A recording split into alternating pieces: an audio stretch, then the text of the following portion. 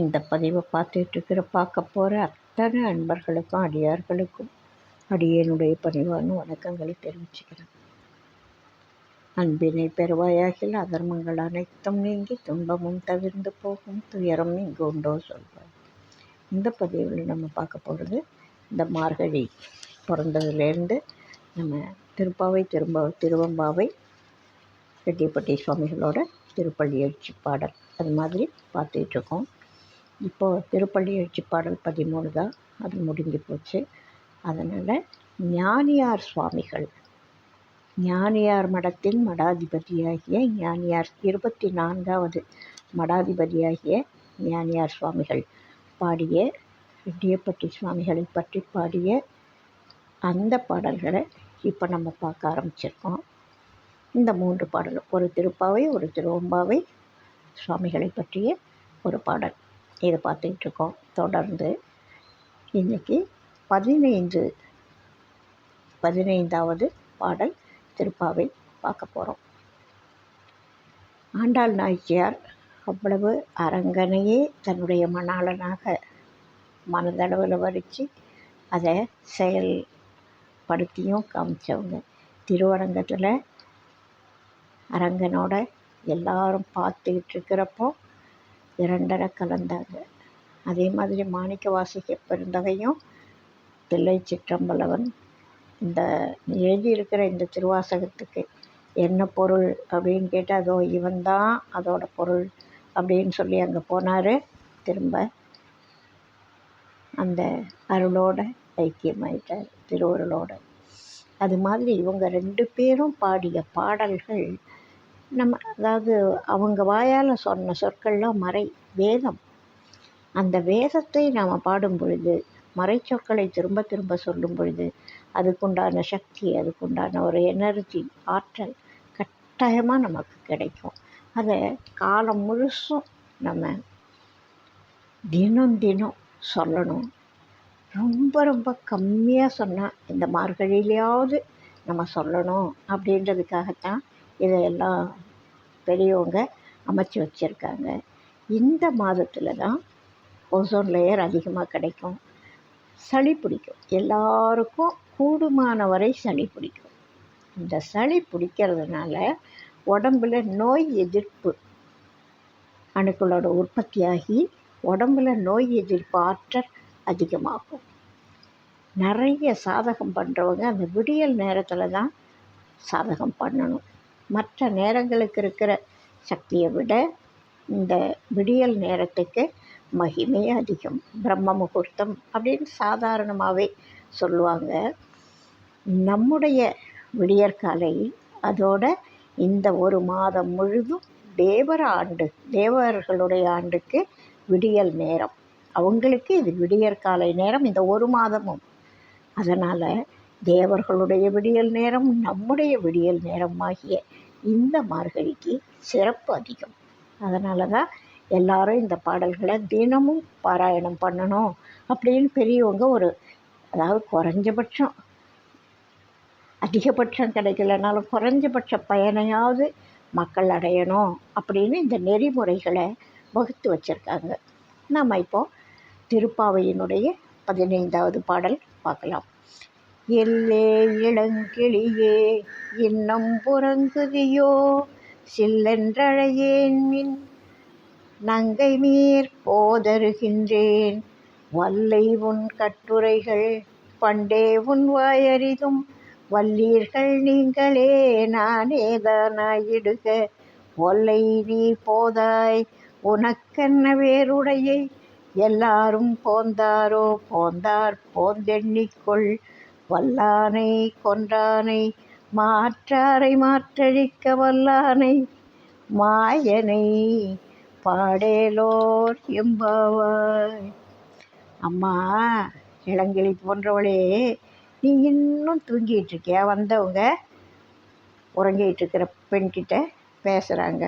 அதுக்கு அவ சொல்கிறா, பெண்களே கூச்சல் போடாதீங்க, தோ வந்துடுறேன், ரொம்ப கூச்சல் போடாதீங்க, தோ எழுந்து வரேன் அப்படின்னு சொல்கிறேன். இவங்க திரும்ப பதில் சொல்கிறாங்க. அவங்க உள்ளேருந்து பதில் சொல்கிறாங்க, இவங்க வெளியிலேருந்து குரல் கொடுக்குறாங்க. உன்னோட வாய்ச்சொல் வீரம்லாம் எங்களுக்கு தெரிஞ்சது தான், வா வா அப்படின்னு சொல்கிறாங்க.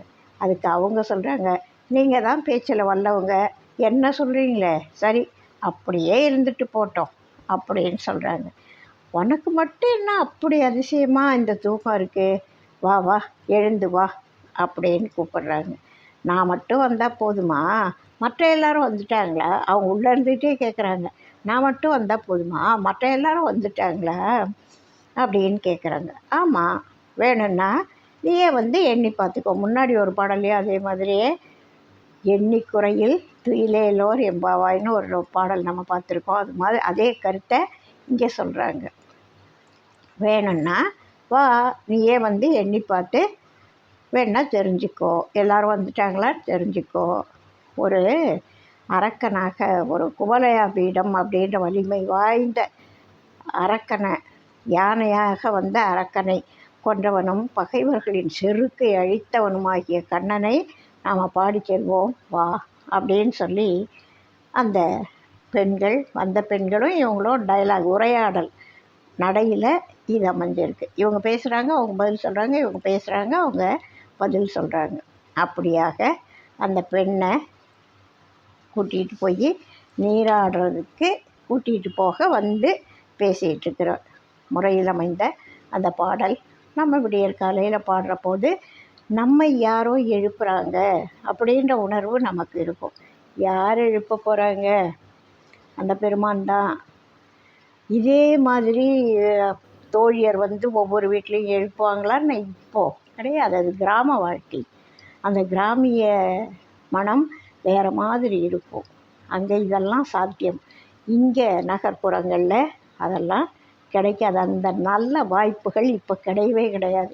விடியலில் எழுந்திருக்கிறதும், எல்லாம் கும்பலாக போகிறதும், இந்த நீராடுறதும், பஜனை பாடுறதும், அந்த பஜனை முடிச்சுட்டு பிரசாதம் வாங்கி சாப்பிட்றதும் ஒரு ஆனந்தமான அனுபவம். அது இப்போ இருக்கிற குழந்தைங்களுக்கு அந்த வாய்ப்பே கிடைக்கிறதுக்கு இல்லை.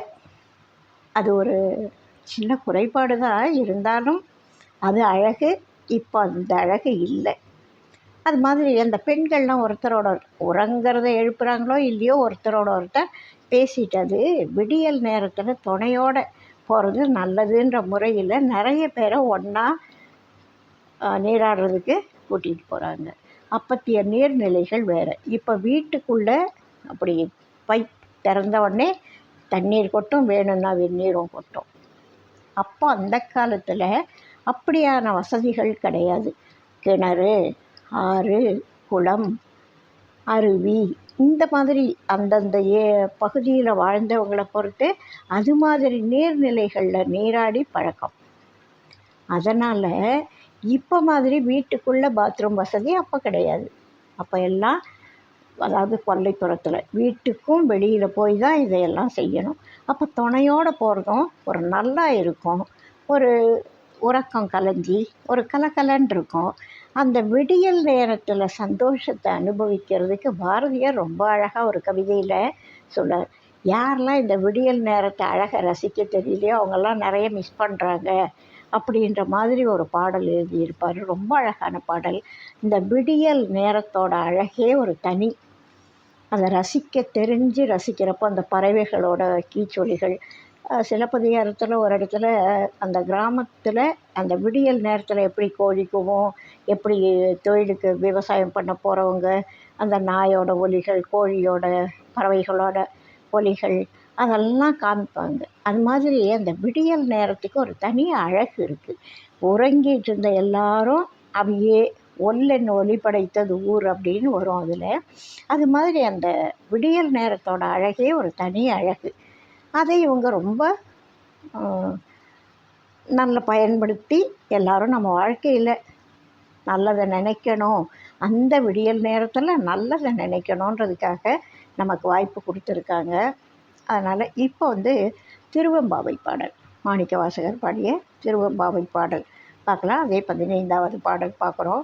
ஓரொரு கால் எம்பெருமான் என்றென்றே நம் பெருமான் சீரொரு கால் வாய்வோவாள் சித்தம் களி கூற நீரொரு கால் ஓவா நெடுந்தாரை கண் பணிப்ப பாரொரு கால் வந்தனையாள் விண்ணோரைத்தான் பணியால் பேரறையர்க்கு இங்கனே பித்தொருவராமாறும் ஆரொருவர் இவ்வண்ணம் ஆட்கொள்ளும் வித்தகர்தான் வாருருவப் பொன்முலையீர் வாயார நாம் பாடி ஏருருவப் பூம்புனல் பாய்ந்து ஆடேலோர் எம்பாவாய்.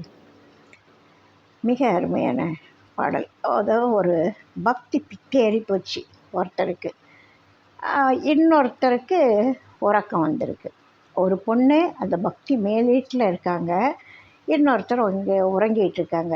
இவங்க சொல்கிறாங்க, ஒரு வேளையில் எம்பெருமான் எம்பெருமான்னு ஓயாமல் சிவபெருமானுடைய திருநாமத்தை சொல்லிகிட்டு இருக்கா. ஒரு சமயம் அது எந்த நேரமும் சிவபெருமான் சிவபெருமான்னு சொல்லிக்கிட்டே இருக்கிறான். இன்னொரு சமயம் அவனோட பெருமைகளை கீர்த்திகளை புகழ பாடிட்டு இருக்கா. இன்னொரு சமயம் மகிழ்ச்சி பெருக்கால கண்ணீர் ஊற்றெடுக்குது, ஒன்றும் வாயை திறக்கலை, அப்படியே மௌனமாக உட்காந்துட்டு உள்ளுக்குள்ளேயே அதெல்லாம் நினச்சிக்கிட்டு இருக்கா. அப்போது உட்காந்துட்டு அமைதியாக இருக்கிறப்போ கண்ணில் தண்ணி தரையாக வழியுது, பேசாமல் இருக்கா. இன்னொரு சமயம் பார்த்தா அப்படியே பூமியில் விழுந்து கிடக்கிறா. எவ்வளவு பெரியவங்களாக இருந்தாலும் சரி, சிவபெருமானை தவிர யாரையுமே அவள் மதிக்கிறது, துதிக்கிறது, வணங்கிறது அதெல்லாம் கிடையாது, கண்டுக்கிறதே இல்லை. யாராக இருந்தாலும் பெருமானை விட யாரையும் அவள் பெருசாக நினைக்கலை. அப்படி ஒரு மனசோடு அப்படி ஒரு பார்வையோடு இருக்கா. சிவபெருமான்கிட்டையே பித்து பிடிச்சி போய் இருக்கா.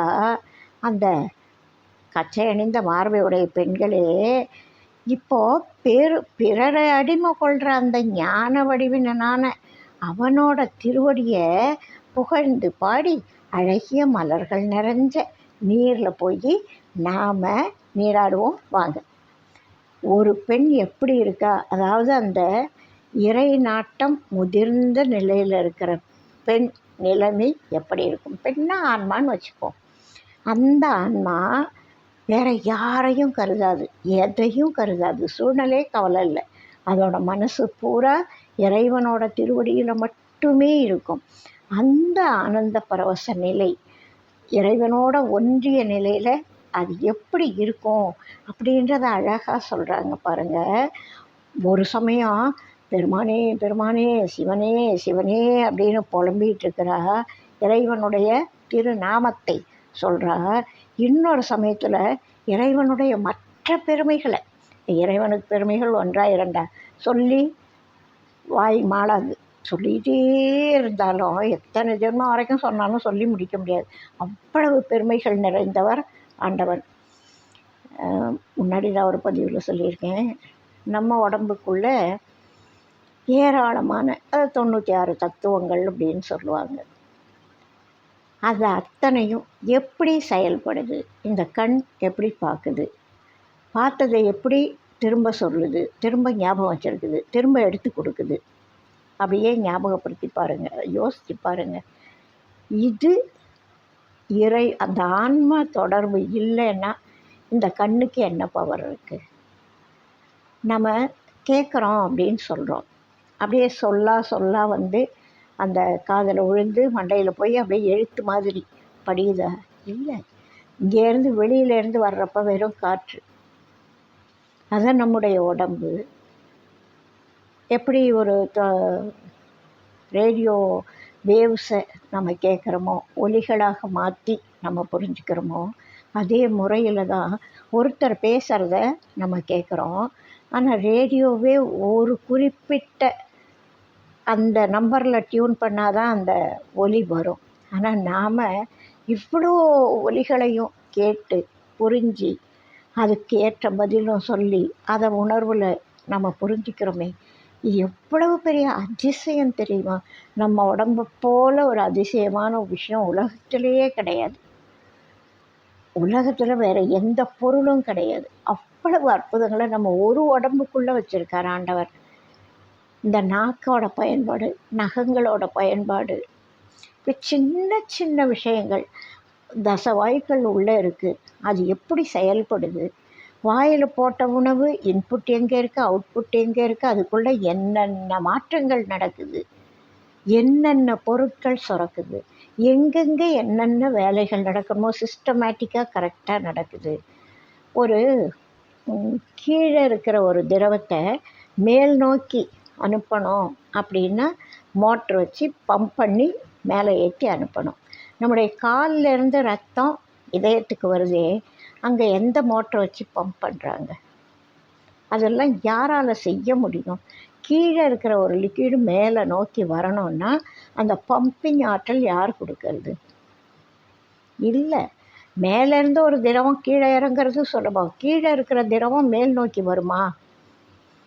அப்போ நம்முடைய ஒவ்வொரு விஷயங்களும், காலோட அமைப்பு, கையோட அமைப்பு, அந்தந்த பொறிகள் புலன்கள் இருக்க வேண்டிய இடத்துல இருக்கிற அமைப்பு, எலும்புகளோட அமைப்பு, நரம்புகளோட அமைப்பு, தசைகள் அதை வச்சு ஒட்டி இருக்கிற அந்த சிலையில் சுதை சிற்பத்தில் வச்சு பூசுகிற மாதிரி அழகழகாக நமக்கு உள்ள சதையை வச்சு எலும்பு, நரம்பு, தசை, அது மேலே புறந்தோல் போர்த்து எங்கும் புழு அழுக்கு மூடி. உண்மையிலேயே இந்த மேலே தோல் இல்லைன்னா எல்லா உடம்பையும் காக்கா கொத்தி சாப்பிட்றோம். அது மாதிரி இவ்வளவு அழகுன்னு சொல்கிறோமே, உள்ளுக்குள்ளே இருக்கிறது ஏராளமான வித்தியாசமான கண்ணோட்டத்தில் இருக்கும். பார்த்தா வேறு மாதிரி இருக்கும். ஆனால் தோலோடு பார்க்குறப்போ ரொம்ப அழகாக கவர்ச்சியாக நம்ம உடம்பை நம்ம ரசித்து பார்க்குறோம். அதே உடம்பை உள்நோக்கி பாருங்கள், எவ்வளவு அற்புதங்கள் தெரியுமா? இந்த ஒரு சாதாரண விரல் அமைப்பு, விரலுக்கு நகம் எவ்வளோ பெரிய சுவர் தெரியுமா? ஒன்றில் ஒத்தச்சிட்டு எழுந்திருக்கிற மாதிரி ஒரு இந்த நகம் இல்லைன்னா எந்த ஒரு பொருளையும் நம்மளால் பிடிக்க முடியாது. ஒரு ஊசியை நம்ம இன்றைக்கி பிடிக்கிறோம், அந்த ஊசியை இந்த நகம் இல்லைன்னா பிடிக்க முடியாது. எந்த ஒரு செயலையும் செய்ய முடியாது, கீழே விழுந்துடும். அதுக்கு இந்த நகத்தினுடைய உதவி தான் ரொம்ப முக்கியம். அதுபோல் ஒவ்வொரு உறுப்பும் அந்தந்த வேலைக்கு அந்தந்த உறுப்பு முக்கியம். இது மாதிரியெல்லாம் யாரால் டிசைன் பண்ண முடியும்? அப்படி இதை சொன்னாலுமே நம்ம ஆயுள் போகாது. இதை ஆராய்ச்சி பண்ணி புரிஞ்சு கண்டுபிடிச்சி சொல்கிறதுக்குள்ளேயும் ஆயுள் தீர்ந்துடும். அவ்வளவு அற்புதங்கள் ஒரு உடம்புக்குள்ளே இருக்குது. 10 வாய்களும் ஒன்றோட ஒரு இத்தனோண்டு காற்று, அதுக்கு அளவு சொல்ல முடியுமா? இத்தனை இந்த அளவு உள்ள காற்று இவ்வளவு இருக்குதுன்னு நம்ம உடம்புல யாருக்கான எவ்வளவு இருக்குதுன்னு தெரியுமா? தெரியாதே. 10 வாயுக்கள் இருக்குதுன்னு சொல்கிறாங்க. அதை நம்ம 10 வாயுக்கள் இருக்குது, தசவாயுக்கள் இருக்குது, இது தாபானன், இது இது இது தனஞ்சயன் அப்படின்னு சொல்லி நம்ம 10 வாயுக்களோட பேரை காதால் கேட்கலாம், வாயால் சொல்லலாம், அவ்வளோதான். ஆனால் எங்கே இருக்குது, எவ்வளவு இருக்குது, எப்போ அது வேலை செய்து, எப்படி வேலை செய்து, வேலை முடிஞ்ச பிறகு அது எங்கே இருக்குது, அதுக்கு வேலை முடியுமா முடியாதா, தொடர்ந்து வேலை இருக்கா, இப்படியெல்லாம் ஒரே ஒரு காற்றை பற்றி யோசித்து பார்ப்போம். அதாவது இடது நாசியில் ஒரு காற்று போகுது, வலது நாசியில் ஒரு காற்று போகுதுன்றாங்க. அப்புறம் நடுநாடியில் ஓடி இங்கே போகுது, சுழுமுனைக்கு போகுதுன்றாங்க. ஏதானும் நமக்கு புரியுமா? மூக்குக்கும் நேரடியாக இந்த இடத்துக்கும் ஏதானும் ஃபுல்லாக பைப் இருக்கா? நடுவில் ஒரு பிரேக் இருக்குது. அதில் விஞ்ஞானிகள் சொல்கிறாங்க, நான் சொல்லலை, இடது நாசியில் இழுக்கப்பட்ட காற்றானது இடது நுரையீரலுக்கும் வலது நாசியில் வழியாக போன காற்று வலது நுரையீரலுக்கும் போதான். இது எப்படி சாத்தியம்? இத்தினூண்டு காற்று, இத்தினூண்டு கேப் இங்கே இருக்கிறது பரந்த வெளி மாதிரி இருக்குது. அதில் தன் பாதையில் அது போய் இடது நுரையீரலுக்கு போதான். வலது பக்கம் மூக்கு வழியால் இழுத்த காற்று வலது நுரையீரலுக்கு போதான். அங்கே போய் சங்கமமாயிடாதோ? இல்லையே. இடது பக்கம் வலது பக்கம் அதுங்களுக்கு தெரியுமா? தெரியுதே. இப்படி நம்ம உடம்புக்குள்ளே நடக்கிற அற்புதங்களை சொன்னாலுமே சொல்லி முடிக்க முடியாது. அப்போ இறைவனோட இந்த படைத்தல், காத்தல், அழித்தல், மறைத்தல், அருளல், இந்த 5 தொழிலையும் நாம் பற்றி பேசணும்னா நமக்கே புரியாது. புரிஞ்சாலும் சொல்கிறதுக்கு காலம் போகாது, ரெண்டும் போகாது. இல்லையா? அப்பேற்பட்ட இறைவனுடைய பெருமைகளை கீர்த்திகளை பேசிகிட்டே இருப்பாளாம். எந்த நேரமும் சொல்லிகிட்டே இருப்பாளாம். இன்னொரு சமயம் பார்த்தா அப்படியே ஆனந்த பரவசத்தில் அவன் மனசுக்குள்ளே என்ன இருக்குது, என்ன காட்சி ஓடுது தெரியாது. அந்த சந்தோஷத்தில் கண்ணீர் ஊற்றெடுக்க உட்காந்துட்ருப்பாளாம் அமைதியாக. அந்த அமைதியில் தான் இறைவனோட ரொம்ப நெருக்கமாக இருக்க முடியும். இன்னொரு சமயம் பார்த்தா அப்படியே படுத்து கிடப்பாளாம். ரொம்ப ஐயோ இது கிடைக்கலையே, இந்த காட்சி வேணுமேன்றதுனால அப்படியே படுத்து கிடக்கிறா. இப்படி ஒரு பெண் இருக்கிறதுன்ற அந்த நிலைமையை காமிக்கிறது ரொம்ப மனசுக்கு நம்ம இப்படி இருக்க மாட்டோமா அப்படின்னு இருக்கு. அப்படி ஒரு அழகாக எடுத்து காமிக்கிறாங்க. ஓரொரு கால் எம்பெருமான் என்றென்றே நம்பெருமான் சீரொரு கால் வாய் ஓவாள் சித்தம் கலிகூற நீரொரு கால் ஓவா நெடுந்தாரை கண் பணிப்ப பாரொரு கால் வந்தடையாள் விண்ணோரைத்தான் பணியாள். அது யாராக இருக்கட்டும், விண்ணோராகவே இருந்தாலும் தான் பணியாள் இறைவனை தவிர. அது மாதிரியான ஒரு நிலைமையில் அந்த பக்தி பரவசத்தை வர்ணிக்கக்கூடிய அந்த பாடல். அவங்க எல்லாரும் வா நம்ம அப்படி போய் இறைவனுடைய பெருமைகளை கீர்த்திகளை பாடி போய் நீராடிட்டு வரலாம் வா அப்படின்னு சொல்லக்கூடிய அந்த திருவெம்பாவை பாடலும் மிகவும் ரசனையான பாடல். நம்ம இப்போ அடுத்தது ரெட்டிப்பட்டி சுவாமிகளுடைய பாடல்களை பார்த்துட்ருக்குறோம். அதில் இரண்டாவது பாடல் ஞானியார் சுவாமிகள் பாடியது.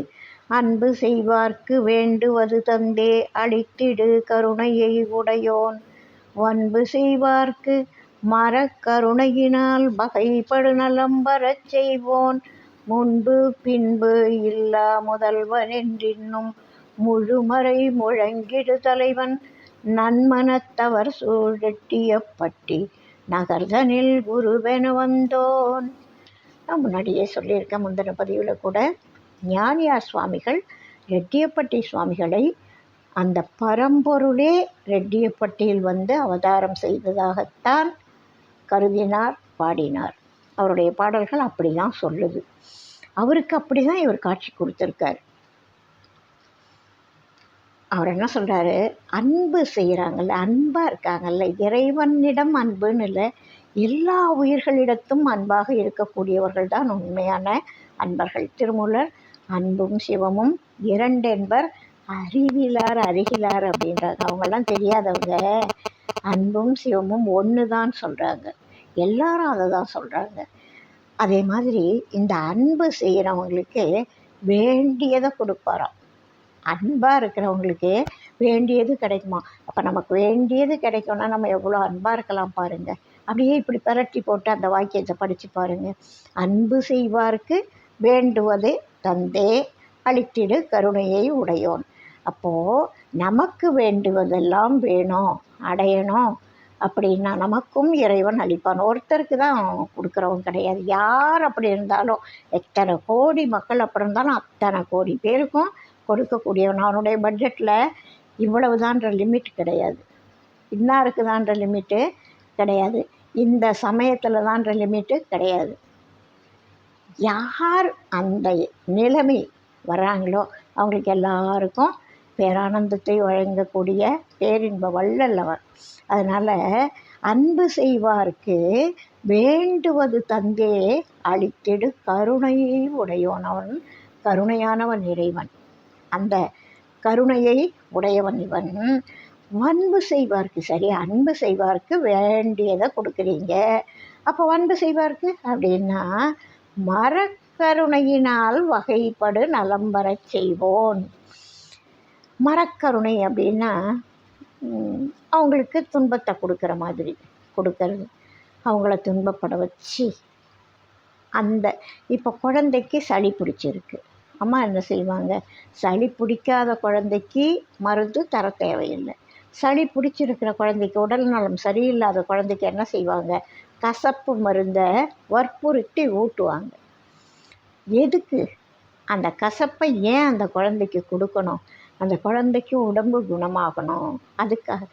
அதுபோல் இந்த பிறவி பிணியில் இருக்கிற ஆன்மாவுக்கு புரிஞ்சிக்கிறதுக்காக துன்பத்தை கொடுத்து, அந்த கசப்பு மருந்து போல துன்பம் அதை கொடுத்து அந்த வழியால் அறிவு விளக்கம் செய்விக்கணும். ஏற்கனவே அவங்க அன்பாக இருந்தால் சுலபமாக புரிஞ்சுக்குவாங்க. அதாவது ஒரு பதப்படுத்தப்பட்ட இப்போ ஒரு நெல் விதைக்கணும், அதுக்கு முன்னாடி என்ன செய்வாங்க, அந்த நிலத்துல தண்ணி வச்சு ஏர் ஓட்டி தளதளன்னு லேசாக தண்ணி இருக்கிற மாதிரி ஈரம் இருக்கிற மாதிரி மண்ணை பக்குவப்படுத்தி அதில் தான் விதைக்க முடியும். ஒரு நிலம் கலராக இருக்குது, அப்படியே போய் விதைய தூவிடுவாங்களா யாரானு? எந்த விவசாயியானோ தூவ மாட்டாங்க. ஏன்? அது எங்கே போகும், எங்கே விளையும், எங்கே முளைக்கும், முளைக்காதா தெரியாது. அது வேர் இறங்கிறதுக்கு ஒரு பக்குவமாக மண்ணை பதப்படுத்தணும். அப்போ தான் வேர் இறங்க முடியும். வேர் இறங்கினா தான் பூமிக்குள்ளேருந்து சக்தியை, நீரை அந்த தாவரத்தால் எடுக்க முடியும். அதனால் என்ன செய்கிறோம், முதல்ல பக்குவப்படுத்துகிறோம். பக்குவப்படுத்திட்டு விதைய தூவுறோம். எந்த விதையாக இருக்கட்டும், மானாவாரி பயிராக இருக்கட்டும், முப்போகம் விளையிற பயிராக இருக்கட்டும், எந்த ஒரு செடியை நடுறதா இருந்தாலும் என்ன செய்வோம், மண்ணை கிளறிட்டு அதுக்கப்புறம் அதுக்கு தேவையான பொருளை போட்டு தான் விதைய போடுறோம் இல்லையா? அதுபோல் அவங்கள பக்குவப்படுத்துறதுக்கு அந்த பாறை மாதிரி அந்த காஞ்சி கிடக்கிற கலர் நிலத்தை ஏர் ஓட்டுற மாதிரி அதில் பக்குவப்படுத்தி ஏர் ஓட்டி நீர் பாய்ச்சினா அது மண் பக்குவப்படும், முளைக்கிறதுக்கு தயாராகும். அதில் போட்ட விதை முளைக்கும். அதே மாதிரி நல்ல விஷயங்கள் ஒரு மனசில் முளைச்ச அந்த நல்ல எண்ணங்கள் வளரணும்னா அந்த மனம் பக்குவப்படணும். அதுக்காக அந்த வன்னெஞ்சர்களாக இருக்காங்கல்ல, அந்த வன்பு செய்வார்க்கு அந்த மரக்கருணையினால், அந்த அதுவும் கருணை தான். இது அறக்கருணை, அது மரக்கருணை. இவங்க ஏற்கனவே பக்குவப்பட்டுட்டாங்க, அவங்களுக்கு அறக்கருணை. இவங்க இனிமேல் தான் பக்குவப்படணும். ஏர் கலப்பையை வச்சு அதில் உழறாங்கன்னா, மண்ணில் ஏர் கலப்பைன்றது இரும்பு கொழு இல்லையா? அந்த இரும்பால் போட்டு இப்படி கிளறினா தானே மண் கிளறி சரியாக வரும். அது மரக்கருணை. விவசாயி மண்ணுக்கு கொடுமை பண்ணல, விதையை முளைக்க வைக்கிறதுக்காக பக்குவப்படுத்துகிறாங்க. அதை தான் இறைவன் செய்கிறாரு. வன்பு செய்வார்க்கு மரக்கருணையினால் வகைப்படு நலம் வரச் செய்வோன். அப்படி செய்யக்கூடியவன் சுவாமிகள். முன்பு பின்பு இல்லா முதல்வன் என்றின்னும். இந்த இறைவனுக்கு ஆதியும் கிடையாது, அந்தமும் கிடையாது, ஒப்பும் கிடையாது, மிக்காரும் கிடையாது. அப்பேற்பட்டவன் முன்பு பின்பு இல்லா முதல்வன் என்று இன்னும் முழுமறை முழங்கிடு தலைவன். வேதங்கள்லாம் இதை தான் சொல்லுது. இறைவன் இப்பேற்பட்டவன், அவனுடைய அன்பு செய்வார்க்கு வேண்டியது தருவான், வன்பு செய்வார்க்கு மரக்கருணையினால் வகைப்பட வைப்பான். இதுதான் முன்பு பின்பில்லா முதல்வன், இப்படி தான் செய்வான் அப்படின்னு முழுமறை முழங்கிட தலைவன். முழுமறை வேதமானது இன்னமும் சொல்லிகிட்டு இருக்கு. அப்பேற்பட்ட அந்த இறைவன் முழங்கிடு தலைவன் நன்மனத்தவர் சூழெட்டி எப்பட்டி நகர்தனில் குருவென வந்தோன். எப்படி சொல்கிறாரு? இறைவனானவன் முன்பு பின்பு இல்லாதவன், ஆதியந்தம் இல்லாதவன். அப்பேற்பட்ட ஒப்பாரும் மிக்காரும் இல்லாதவனே ஆதியந்தம் இல்லாத இறைவன் மக்களுக்கு என்ன செய்கிறான்னா, அன்பாக இருக்கிறவங்களுக்கு வேண்டியதை கொடுக்குறான், வன்பாக இருக்கிறவங்களுக்கு பக்குவப்படுத்த என்ன செய்யணுமோ அதை செய்கிறான். அப்பேற்பட்ட இறைவன் வேதங்கள் இன்னமும் அந்த இறைவனுடைய கீர்த்தியை இப்படி தான் சொல்லிகிட்டு இருக்கு. அப்பேற்பட்ட இறைவன் நன்மனத்தவர் சூழெட்டியப்பட்டி நகர்தனில் குரு என வந்தோன். ரெட்டியப்பட்டி சுவாமிகளாக குருவாக அவதாரம் செய்திருக்கான் ரெட்டியப்பட்டியில். அந்த ரெட்டியப்பட்டி எப்படிப்பட்ட ஊர்னா, நன்மனத்தவர் சூழ்ந்த ரெட்டியப்பட்டி. அந்த ஊர் கிராமம் எப்படின்னா நல்லவங்க நிறைஞ்ச ஊர் அப்படின்னு சொல்லி ஞானியார் சுவாமிகள் பாடக்கூடிய இந்த பாடலையும் தினம் பாராயணம் செய்தால் அதற்குரிய பலன் கட்டாயம் நம்மளை நோக்கி வந்தே தீரும். இறைவனுடைய திருநாமத்தை சொல்ல சொல்ல சொல்ல ஒரு திரைப்பட பாடலில் சொல்ல சொல்ல இனிக்குதடா முருகா.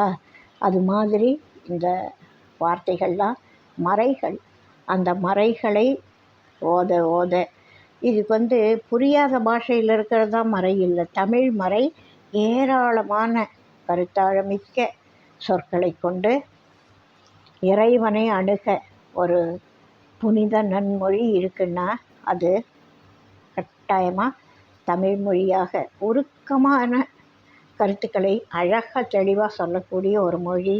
அதனால் இந்த தமிழ் மொழியில் நமக்கு இதெல்லாம் கிடைச்சது, மகான்கள் வந்து கொடுத்தது மிகப்பெரிய பாக்கியம். அவங்கெல்லாம் கொடுத்தும் நம்ம பயன்படுத்திக்காமல் இருந்தால் நமக்கு தான் அது குறைபாடு. கொடுத்தவங்க கொடுத்தாங்க, எடுத்துக்கணும் இல்லையா? என்ன தான் இருந்தாலும் நாம் எடுத்துக்கணும்னு நினச்சா தான் அது நமக்கு சொந்தம். நம்ம வாயில் போட்டு சுவை பார்த்தா தான் அது நாம் உணர முடியும். இனிப்பு அப்படின்னு சொல்லிட்டா நாம் இனிப்பை சாப்பிட்டதாக அர்த்தம் இல்லை. வாயில் வச்சு சப்பு கொட்டி முழுங்கி இனிப்புன்னா இப்படி தான் இருக்கும் அப்படின்னு தெரிஞ்சுக்கிற போது தான் அதோட பயன் கிடைக்கும். எதிரில் எத்தனை தான் இனிப்பு பண்டங்கள் இருந்தாலும் அது இனிப்பை உணர்ந்ததாகாது அப்படின்னு சொல்லி, அதனால் எல்லாரும் இதை பாடி அந்த பயன் அடையணும் அப்படின்னு சொல்லி இந்த பதிவை நிறைவு செய்கிறேன். எல்லா அடியார் பெருமக்களுடைய திருவடியை வணங்கி இந்த பதிவை நிறைவு செய்கிறேன். அடுத்த பதிவில் அடுத்த ஒரு கருத்தோடு சந்திப்போம். வாழ்க வளமுடன். வாழிய நாளும் மெய்மெய் வாழ்க நல்லறங்கள் எல்லாம் வாழிய பெரியோன் நாமம் வாழியே வாழி வாழி.